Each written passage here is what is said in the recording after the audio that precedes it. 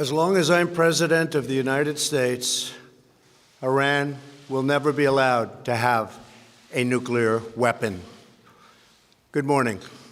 I'm pleased to inform you the American people should be extremely grateful and happy. No Americans were harmed in last night's attack by the Iranian regime. We suffered no casualties. All of our soldiers are safe, and only minimal damage was sustained at our military bases. Our great American forces are prepared for anything. Iran appears to be standing down, which is a good thing for all parties concerned and a very good thing for the world. No American or Iraqi lives were lost because of the precautions taken, the dispersal of forces, and an early warning system that worked very well. I salute the incredible skill and courage of America's men and women in uniform. For far too long, all the way back to 1979 to be exact, nations have tolerated Iran's destructive and destabilizing behavior in the Middle East and beyond. Those days are over. Iran has been the leading sponsor of terrorism, and their pursuit of nuclear weapons threatens the civilized world. We will never let that happen. Last week, we took decisive action to stop a ruthless terrorist from threatening American lives. At my direction, the United States military eliminated the world's top terrorist, Qasem Soleimani. As the head of the Quds Force, Soleimani was personally responsible for some of the absolutely worst atrocities. He trained terrorist armies, including Hezbollah, launching terrorist strikes against civilian targets. He fueled bloody civil wars all across the region. He viciously wounded and murdered thousands of U.S. troops, including the planting of roadside bombs that maim and dismember their victims. Soleimani directed the recent attacks on U.S. personnel in Iraq that badly wounded 4 service members and killed 1 American, and he orchestrated the violent assault on the U.S. Embassy in Baghdad. In recent days, he was planning new attacks on American targets, but we stopped him. Soleimani's hands were drenched in both American and Iranian blood. He should have been terminated long ago.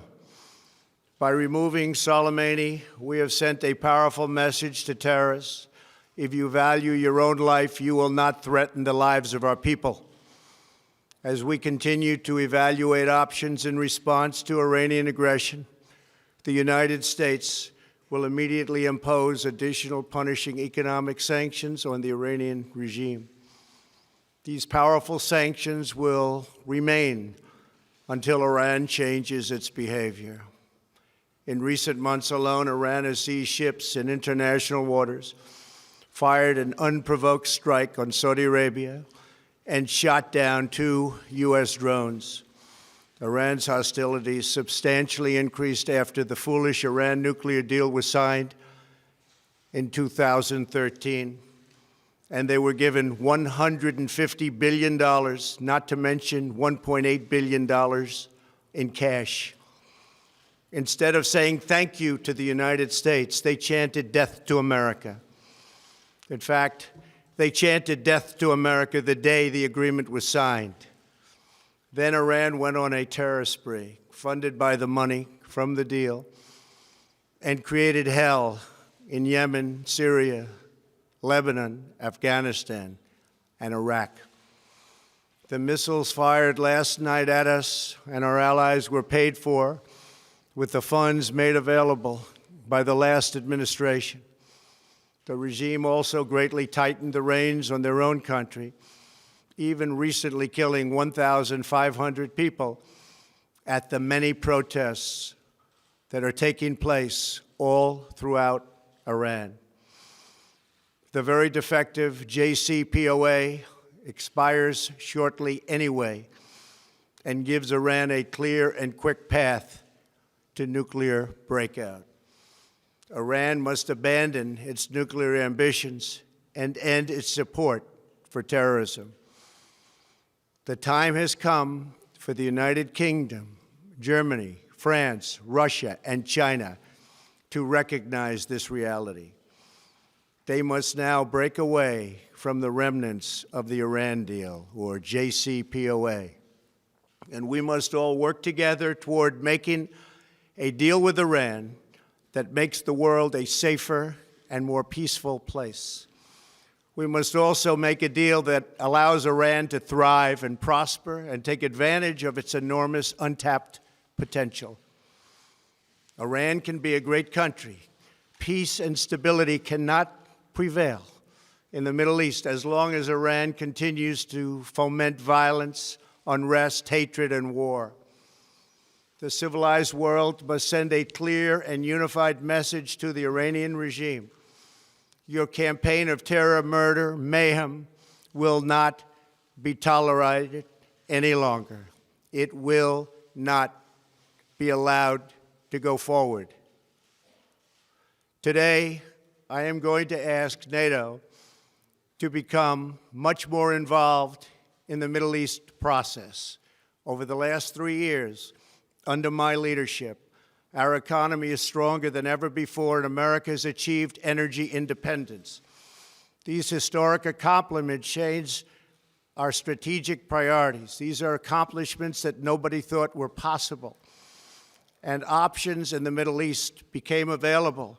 We are now the #1 producer of oil and natural gas anywhere in the world. We are independent, and we do not need Middle East oil. The American military has been completely rebuilt under my administration at a cost of $2.5 trillion.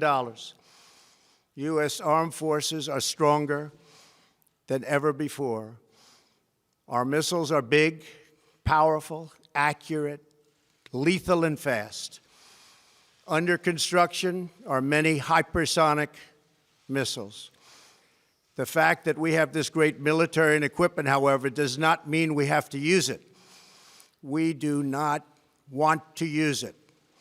American strength, both military and economic, is the best deterrent.